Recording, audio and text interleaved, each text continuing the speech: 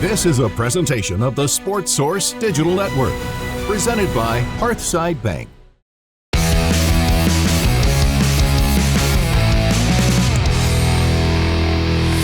Welcome into the Sports Source Digital Network. I'm John Pennington, joined by David UBBEN from The Athletic, and whenever I can get David UBBEN in here, it's always a good thing. Love having you around to talk about this kind of stuff. And today, as a national view on this stuff, I wanted to get your big picture take on some topics. It's all sports, but college football mainly. Where is college football going? 5, 10, 15 years down the road. So I want to get your take on some things. If you've got some ideas to throw out, the David UBBEN plan, interested to hear that as well. But I want to start with the House settlement, which, it's coming. No, it's delayed. No, it's coming. No, it's delayed. Let's say it comes and it's good and everybody's fine with it. My concern has always been, will it hold up? Because it would seem at some point someone's going to say, this wasn't collectively bargained. You've just come up with a salary cap of $20.5 million. What gives? That doesn't work. And I can imagine a judge going, yeah, that's right. So I don't know how long the House settlement will stay in order. In your opinion, is the House settlement a good settlement? And is it a long-lasting settlement? I mean, it's hard to say. There's so many pieces that are moving and so many things they have to figure out. I do think it's something of a quick fix of recognizing, hey, college football the last 20 to 30 years has grown into a billion-dollar enterprise, and everybody else is making more money than ever. The administrators, the coaches, and the players. Well, we got you some extra gear. We got you some cost of attendance. We're going to get you nice helmets, new locker room, all that stuff. People like paychecks, John. Yeah. I don't know. I'm a fan. Yeah. People appreciate that. And so this is sort of fixing that. To your point, it's an interesting question, but to some of the finer points of the settlement, like the things that have been contentious, like these roster size limits and all that stuff, I mean, I think people, we talked a lot last year about like walk-ons, and coaches were bemoaning the death of the walk-on, and just like, as respectfully as I can say it, like, it's okay, guys. We're going to be okay without walk-ons. College sports will move on. 100. You have to cap the roster somewhere. 105 seems normal. You can have 105 scholarships. You can take your walk-ons that you had, your 20 best guys, and then you can put them on scholarships. So, I get that a lot of these coaches, some of them came up through the walk-on program and don't like that this is what it is. But, like, this is what it is. You can't have limitless roster sizes. You got to cut it off somewhere. So, ultimately, I think this is just sort of a quick fix in terms of rectifying a lot of the wrongs. And I think it'll be integral in figuring out what the system looks like when we get to somewhere that's more sustainable as college football goes through this weird kind of awkward sort of pubescent period where college football is turning into something different. Well, and you're also looking at 70% of the money goes here, this percentage goes here. That's all possible because right now you have an administration in the White House that is saying, we're not going to enforce the Title IX side of this. That doesn't mean the next group, whoever that is, if there is a next group, comes in and says, we're going to flip that. We are back to Title IX now. Well, okay, then what happens with your House settlement and that kind of stuff? So it just seems to me like it's a quick fix. That's the word. That's the right term because you didn't do anything previously. You should have done this 50 years ago, 20 years ago. You didn't. So this is a quick fix, but it just doesn't feel as solid as a slow, well-thought-out fix would be. There are still problems I could see getting some holes poked in this thing. I mean, it's tough. Title IX is a complex piece of legislation, and so I think, like, on paper, like, we're going to shrug off Title IX. It's not the greatest optics, but this is revenue sharing. And so when you look at the revenue sports and you look at who's producing the television revenue, they're trying to give back to the athletes. Even though, like, it doesn't sound great on paper, like the idea of, like, hey, depending on the campus, like generally it's like 70%-ish to football, like 15 to 20 to men's basketball, and then like the rest to women's basketball. Like that's kind of how the budget works. And so like you're going to obviously want to share your revenue with your revenue producer. So that just sort of is what it is. But again, I still think a 30,000-foot view of this whole issue is worth talking about because a lot of people are like bemoaning the state of college athletics, and it's like, oh, this and that, and like, oh, we hate this, and this is what people wanted, and it's like, I don't know how you can blame anybody but the NCAA, which again, John, I've said this on your show so many times, there is no dark tower of the NCAA. The NCAA is the schools. The schools got this, okay? They didn't want to share TV revenue, okay? They didn't want to offer freedom, the same freedom that coaches had. You always hear people talk about that. They didn't want to give them their video game money, like they killed the video game, which meant a lot to me. I know it meant a lot to you too, John. But like, if somebody went up to Johnny Football and said, we want to give you $500,000 to go on the Wheaties box, why is that so bad? Yeah. And like, they didn't want to do any of this stuff. Yeah. We wanted to pretend like amateurism was real as we were professionalizing the sport. And what happens is you can dip your toe in the pool. You can ease your way in over 20 years. Instead, the courts got you on the edge of the pit like Sparta and punted you into this place where you weren't prepared for and you had no rules. And then you did all this with the transfers, with the NIL at the same time. And now you have this sort of roster anarchy that serves no one. The kids are in bad decisions, bad places. The coaches can't manage their rosters. It's because they didn't want to give an inch, and now they got kicked a mile. They could end it now. They could end it now. They could. If the schools wanted to just make them employees, yes. People aren't going to be. The thing I bemoan, I don't bemoan the NIL. The NIL isn't the problem. Yeah. It's the portal. Once you allow, and I used to be one of those guys that, well, look, you got to give them some freedom. It's archaic that you don't, or draconian that you don't.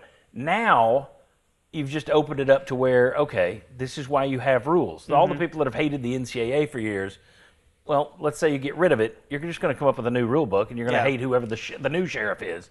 So you needed something, and the problem is you've got no guardrails in terms of people leaving. If you could get these guys as employees, which they could do, all they have to do is share their TV money, which they don't want to do. But if you did that, then they're signing contracts, nobody's leaving. You got them. But it's the schools who don't want to do it, and people need to understand that, it's Tennessee, it's Kentucky, it's USC, it's UCLA. They don't want to share that money. They don't want to make them employees because they don't want to pay them.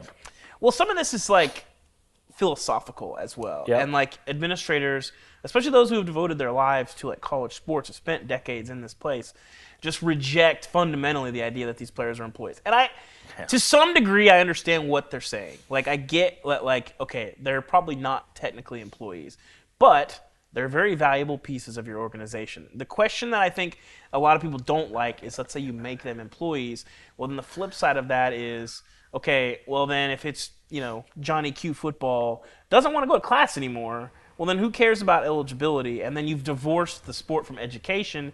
If you divorce the sport from education, you're going there anyway. A little bit, but I do think the one place where the most Pollyanna-esque administrator you'll ever meet, the one place I do think there is some meat to is like the value of education, and not just getting a degree, but like making a place your home, a place where like, hey, man, I may not have been the greatest player in the world, but I worked my butt off for 4 years at this place. This place means a lot to me. They're going to keep giving back to you, and you have that degree.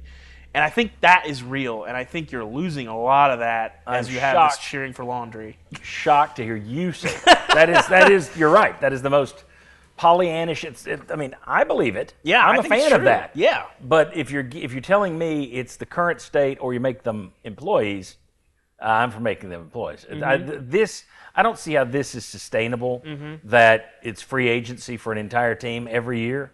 I think eventually people will always watch on television. Yes. Because Saturday, I'm sitting down, there's football on. I think where you're going to start seeing people disconnect is, am I going to pay X amount of money to go to my local stadium and watch a bunch of guys who I can't remember who's our quarterback? Oh, the guy from Nebraska last year. And has he already signed a deal to go to UCLA next? That I think is where you're going to start to lose people, and you're going to start to lose a little bit of those people who give the money. The older the people, the less they like change. And your boosters are typically older people, not a lot of young people. Yeah. So you're getting money from people who probably aren't huge fans of this system, not having any control of this stuff. But anyway, it is years and years of kicking the can down the road that has brought them to this lowly state. Yeah, it's hard to watch. The roster stuff is not good for the sport, and like I'm somebody who covers it. It's impossible to keep up with, and like I generally, the last 2 or 3 years, as it just becomes impossible, that I am kind of like a wake me up in June and we'll figure out where everybody is. Yeah. Because like the December portal window, like you see guys all the time. They're signing with one school, they go through spring practice, and they're going somewhere else, and it's like, Who's going where? Yeah. What's going where? I mean, Tennessee's starting quarterback this year might be one of those guys. Yep. It's not to say it's a loyalty thing. I mean, it's sort of a loyalty thing on the part of UCLA if you want to talk about like what that looks like. Yeah. But like, it's hard to keep track of. And I think that I spend a lot of time in the sport, and I can barely keep track of it. If you're talking about people that just like watch the games on Saturday, you're going to have a lot of people who wake up Saturday morning of week 1, and they're like, who is this guy? That's right. And that's not good for the sport. No. I used to make that argument when John Calipari went to Kentucky and started doing the one and done thing. I'm like, look, that looks didn't good. help the sport. Yeah, the problem is you're going to have Kentucky fans who aren't going to remember, was John Wall on that team? Yeah. Or was that you're not even going to know because, well, they just blow through for 6 months. They literally aren't on campus for a year. Yeah. And you get that with football as well. I mean, Tennessee just signed a guard in basketball who started at Ole Miss, then went to Georgia Tech, then went to Louisiana Tech. Now he's come to Tennessee. Sure. Okay. Well, that's tremendous. Yeah. And I do think it does hurt the sport that you've got such a transient nature to it. Mm-hmm. Let's move forward to the next one. Conference realignment and contraction. It's not really, it's expansion for some of the conferences, I suppose, but it's really contraction. I mean, you've lost the Pac-12 now. Mm-hmm. That's down to 2 teams, and they're rebuilding with smaller teams. So you're actually just kind of getting it to a smaller and smaller group. And so many people think that eventually, well, we'll have a super league. The more I look at it, the more I think that the Big Ten and the SEC don't want to be AFC, NFC. They would rather be the American League and National League, and we'll meet in the World Series. Now, that's changed in Major League Baseball, but for years, they were separate leagues with their own rules, and they'd get together for kind of at the end thing. Mm-hmm. I think the Big Ten and the SEC would be happy to do that. It doesn't smell to me like a super league is coming as much as you got 2 mega conferences, and everybody else is just looking to get in there. Where do you think this thing's going? Do you agree with that? Do you disagree with that? Do you think eventually it is going to be it's a 60-team Super League, or where's this thing I think we're kind of already there when you look at the gap TV in, deals. And the gap in finances and the TV deals. I mean, we're already seeing some of these escalators start up. You know what? I think I forget what the number was from the Big Ten. I think it was like $65 million or something that they distributed. Yeah. I mean, I forget what the numbers are in the Big 12. I think it's like 20 or 30 in the Big 12. Like that's a big gap. That's annually. Yeah.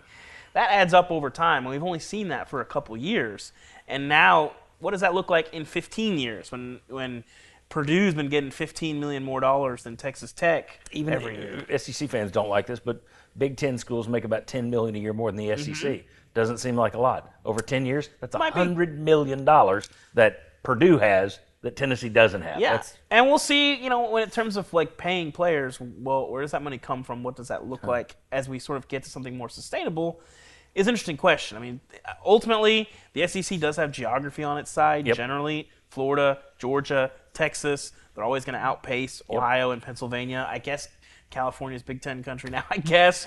But, like, everybody's kind of recruiting California. So, like, it's that in terms of competitively, I don't think it's a 5-alarm fire. But we are sitting here, John. I don't know if you watched the last 2 national championship games. I didn't see an SEC team anywhere. So I don't think that's like a huge deal, but when you look at what the actual outcome has been, it's hard to feel great if you're in the SEC compared to where you were maybe 10 years ago. Yeah.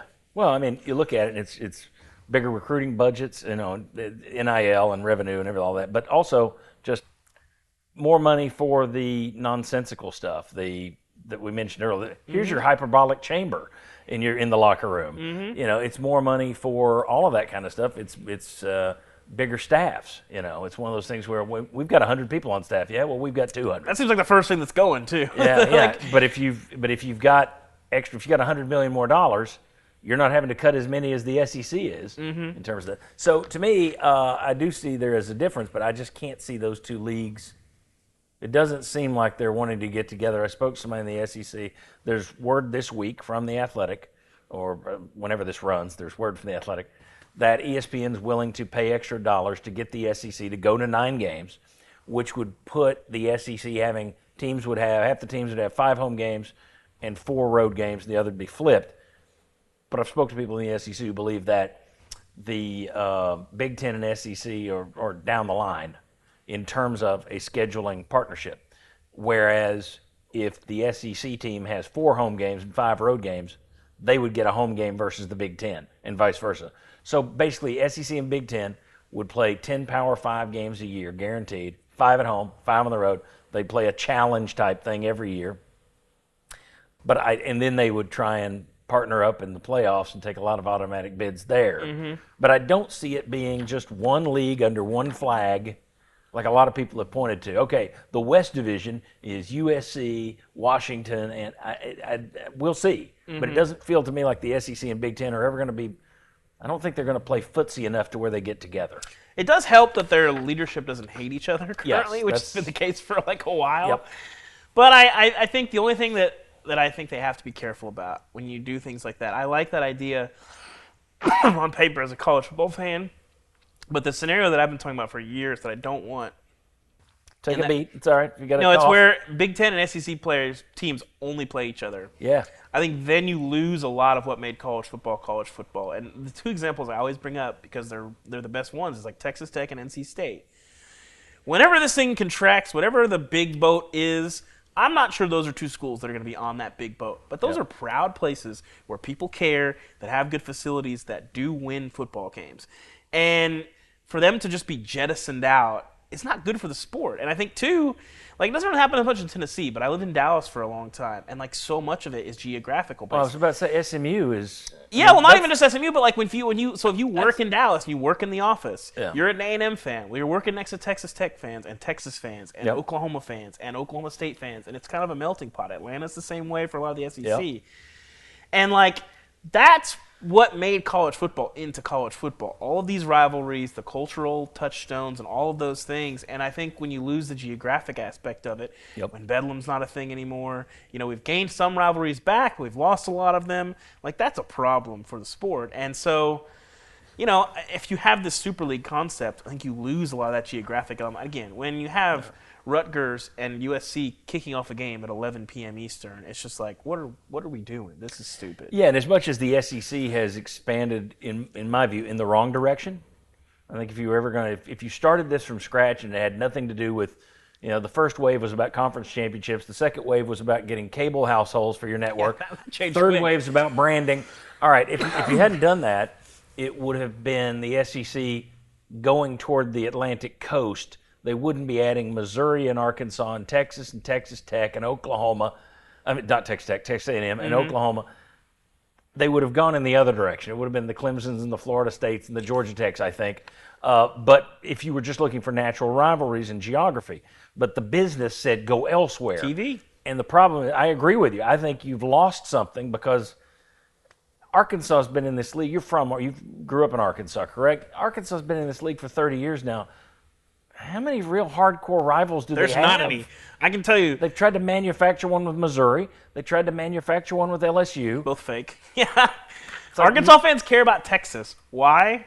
Because they used to play in the Southwest Conference. Yeah. Because it was Arkansas and like 8 Texas schools. And so Arkansas fans care about beating Texas and Texas schools. Yeah. And that still persists some to this day. But like a lot of it is, it's hard to get to road games. Like when I grew up in Arkansas, I think I went to like maybe 2 SEC road games ever. You can't really do that versus like the Big 8. Everybody was driving to everybody, and like it's very easy. And then you look at the Big 10, which is even more insane, which is what you're talking about. I get what they're doing, and they're getting more money because they did it. But that to me, that's why I don't see the SEC really getting in a. And maybe this is all just posturing by Sankey, but he's made a lot of points that why would we get in a boat and lessen ourselves? We are here. I can't see them following suit and saying, okay, we're each going to have, it's going to be a 40-team league now, SEC, Big Ten combined. We've got to add, suddenly some Arizona State or some nonsensical thing that doesn't fit. I think they've gone as far as they're going to go in that direction. My question is, if there is more expansion for the SEC on the horizon, North Carolina, everybody wants North Carolina. They'll be battling the Big Ten for North Carolina. There's talk of Virginia, which I yawn at because you're just bringing in another Vanderbilt, but okay. Clemson and Florida State are the bigger brands. Those make more sense to me. And we're not getting into, but this school would block this school. That has a way of changing. Go ask Texas A&M if they could block Texas. Yeah. So whether Florida can block Florida State, I don't know. But in terms of where the SEC would go, where the value would be, where would it be? I mean, I do think it's just expanding your footprint into states that you don't exist in. I think that's a big reason why, like North Carolina kind of fits a lot of those. Obviously, you have the basketball program, but you're a competent football program. You're expanding your play. You're opening up new recruiting zones. Technically, well, maybe you're recruiting there anyway. It's more just sort of makes sense. Like you're expanding your footprint. It's a good academic school, also. Yes. And I always bring this point up just mostly because it's funny. The SEC Network studios are located in a state in which the SEC does not have a program. Now, granted, it's in South Charlotte. You're a stone's throw from the South Carolina border, but still, it is a thing. And so, like, I think obviously North Carolina, I think will be number one on both of their lists. I think that may be the only. North Carolina and Notre Dame may be the two schools that all these conferences are lusting after, and everybody else is just kind of. Yeah, I mean Notre Dame's obviously in a league of its own because they're just like a Texas roaming out there, and they're the only ones. Like people, want to throw stones at like people always get annoyed at Notre Dame not joining a league. As everything else has changed in college football, they're obviously paying their players and paying them well, but they're the ones who have actually stayed true to themselves more than any of these other leagues have. Yeah. So I think that's just funny. As much as people get annoyed with Notre Dame, it's like, well, they're the ones who kind of know who they are and stick to that. They've been that way for 40-something years. And they've been willing to sacrifice because they're not getting a top 4 seed in the playoff as it stands. Yeah. And they're willing to say, yep, we're good with that. We'll maintain our independence. Worked out well for them last year. Yep. So, So North Carolina, is there anybody else that, No, North Carolina and Virginia makes sense. I think, this is part of why the Clemson, Florida State, ACC jailbreak thing that they're doing is sort of on the back burner because it's getting out of the ACC is one thing. Getting into the SEC or the Big Ten is a very different thing. Yeah. And Florida State and Clemson are getting into the Big Ten with their academics. It's not happening. It depends on how. Part of that is okay, but does then the Big Ten have a leadership change that makes you be like, well, this is a loosely based academic organization. For 100 years, they have not done a lot of stuff that's been happening for 100 years has been changing. Having lived in Columbus, they take the academic side of it very importantly. I think they'd be much more likely to say an AAU school in Florida is Miami, AAU school in Georgia is Georgia Tech. Mm-hmm. Let's go get them. I think it would be Virginia, Florida, Georgia Tech, Miami. Could be. Before they said Clemson and Florida State. I think you hear very different things when you ask, if Florida State and Clemson are able to get out of the ACC, would the SEC take them? You ask 10 people, you might get, 5 and 5 on that. And I think it. There's generally, those two are in the Big 12. Maybe. I do think when the rubber hits the road, I would lean yes, just because huge football brands. Prowess, big brands. Clemson doesn't bring in as many eyeballs as you would think, and Clemson also, when Dabo leaves, go look at the history of Clemson. It's a little bit. It was sketchy. A little shaky. Between Danny Ford to those Dabo, national championship rings can get a little dusty very quickly. So we'll see. Sounds like Tennessee. Those get a little dusty too. Johnson. That's hard if you're they've only won 3 national titles. Well, that's most schools. I think outside of Alabama and Ohio State. But if it's 2040 and you're kind of 2035 and they haven't won a title since 2019, then it's that's been a while. That's 16 years. Right. Yeah. If it's 2040. What about the college football playoff? Where does it land? Look, the SEC and the Big Ten, in my opinion, they're already talking about it. I think they wind up. They control it now. So what's going to stop them from saying, we'll take 4 automatic bids and you take 4 automatic bids? That's 8. There's 14 teams is what everybody's talking about now, or does it go all the way to 16? I think it goes to 16. But I think where the format is going to be really, really interesting, and that's the playoffs meeting. They've talked a lot about this. They're batting around a lot of different ideas. They have some time before they have to really decide. Yeah. What the Big Ten and the SEC have to figure out is, okay, if we take these automatic bids, and my colleague Stu Mandel went back and looked, I think from the start of the BCS, maybe the start of the playoff, I forget. But basically, taking these automatic bids, if you play it out in the way that the season played out, it doesn't really change a whole lot whether they have the automatic bids or not. No. So what they have to figure out is the value that we get from these automatic bids, and maybe that means reimagining conference championship weekend, which I actually like, making that a play-in event versus agreed, because conference titles don't matter. Nobody cares. Right. Either make them a play-in game or get rid of them. Yes. And so they're not going to get rid of them. There's too much money. No, there's money. Yeah. So anyway, you have to reimagine that maybe, okay? But do you undermine the authority of the event when it's basically a Big Ten SEC invitational where you have 4 automatics and then you get half of the other at-large bids? That I think that when you look at the people who are watching the playoff, and you are again a Texas Tech or an NC State fan, you're like, Why do I care about this? Why would we got no shot here? Yeah, why would someone in the West, really, the West Coast? I mean, you've got if Washington's in it, fine. But I'm going to guess the eyeballs in Washington aren't huge for that thing right now, since Washington State is out, which might not be the biggest fan base. That's another school that's played football for a long, long time, and now they're not in it. The Oregon, you lost to Oregon State up there. So that's 2 of your 4 main schools that are out. So those people, I could sit there and say, I don't even care about watching this. I could see that happening in a lot of places. It could be. It could be. And I think But I don't think the Big Ten and the SEC are going to care, though. Maybe not. And for me personally, I think they should just punt. I don't think the value of what you get for those guaranteed bids is worthwhile. And I think if you just reimagine playoff weekend anyway. Yep.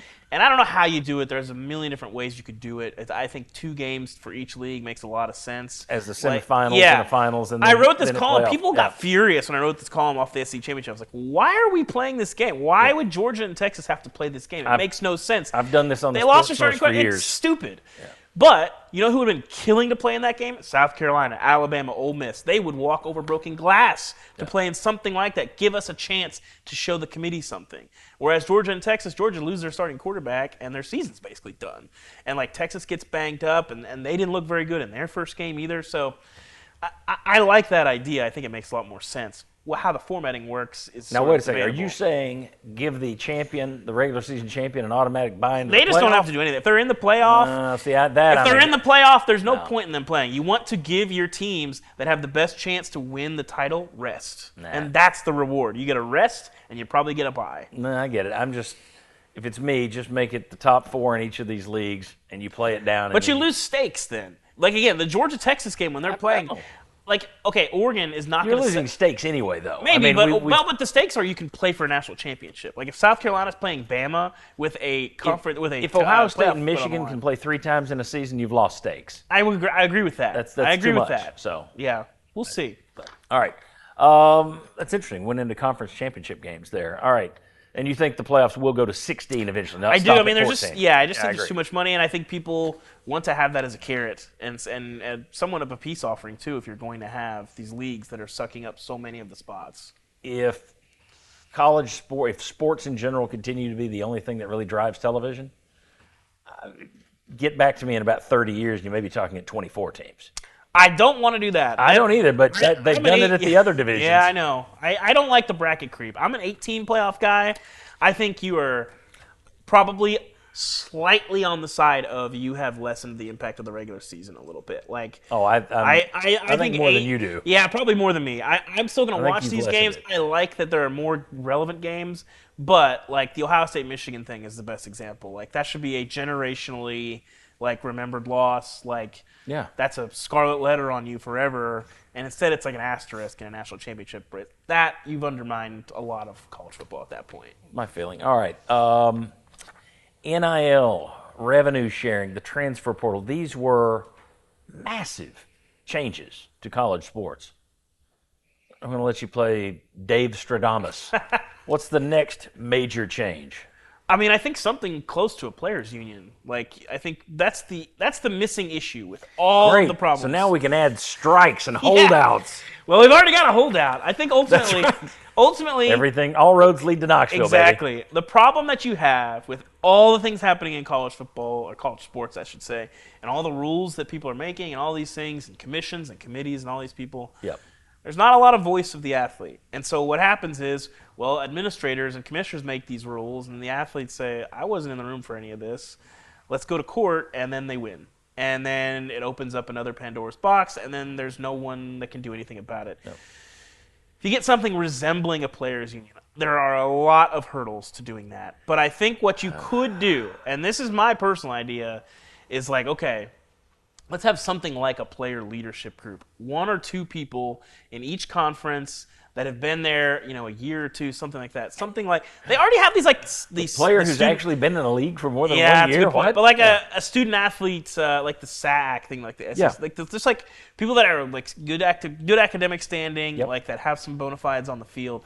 Something. It's not a lot of people, like 8 or 9 people that are involved in these discussions. Just a leadership council. Something like that. And then when you sign your letter of intent, you are opting into these people represent me. And now you can not opt into that, and maybe you can challenge in court, but you can opt in with your letter of intent to say that whatever these people have agreed to in mediation, I'm good with. Now, there are a lot of big ifs there. But I think that's how you can get something, again, I think we're going to get something close to employees that aren't actually employees. This is kind of what they want with the exemption from Congress. It's like, we know they're employees, but we don't want to call them employees because that opens up a whole other thing. It's a players' union that's a players' union functionally, but you look at the NFLPA, okay? What do you got? 53 rostered guys on 32 teams. Obviously, there's other players in the union, but that's 1,500 people. Well, college football, 134 FBS teams. I'm like 136 now. Excuse me. Apologies to Delaware and Missouri State. 136 FBS teams with 105 scholars and players. We're 10,000. That's too many people. Yep. Like you can't. They're never going to be able to agree on anything. And so something resembling a players' union that can be represented in some of these rule changes with people that are educated on some of these issues. And that, I think, can protect you in the courts, where you can get to some place that's more sustainable, where the players feel like they're being treated fairly, but there are also some restrictions that you don't have everyone being a free agent every year. That's not good for the sport. But what is good for the sport is covering labor relations. Yeah, exactly. But it is where it's going. My colleagues and I joke about this all the time, jokingly, but kind of not. Like, you have to basically have a law degree to cover the sport now, to understand all this stuff. And now that we have White House and Congress getting in there, and we're having to try and reach out to people that are like senator's office and we had people trying to call the White House yesterday. Keep the government out of it. And now it's so now we're like political reporters with a side of a law degree covering college sports. This is like, please get me back to breaking down spring depth charts. Please. Yeah, exactly. I mean, we were talking about that on my show last week. We're talking about all these transfer portal and the rules that are changing. And one of the guys on the show said, remember when we used to talk about who's the third string linebacker? Yeah. No more. Yeah. David Ubben of The Athletic, thank you very much for coming in here. I appreciate it as always. Hey, if you like this kind of content, hit the like button, hit subscribe. That'll tell you when we got more stuff like this up there. Leave a comment. If you don't like what David said, I'll pass it along to him. If you don't like what I said, don't leave a comment. Be nice. But we'll see you the next time that we're here on the Sports Source Digital Network.